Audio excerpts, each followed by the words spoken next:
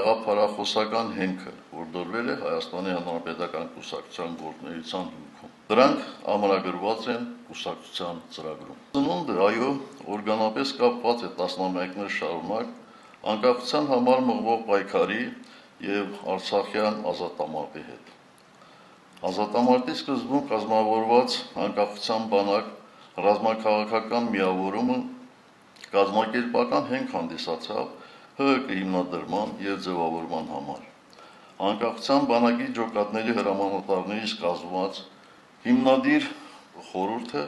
1990 թվականի ապրիլի 2-ին Երևանում գումարած ժողովում հռչակեց Հայաստանի Հանրապետական կուսակցության ստեղծումը,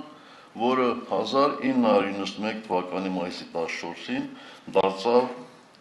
Հայաստանի Հանրապետությունում պաշտոնական գրանցում ստացած առաջին հասարակական քաղաքական կազմակերպությունը։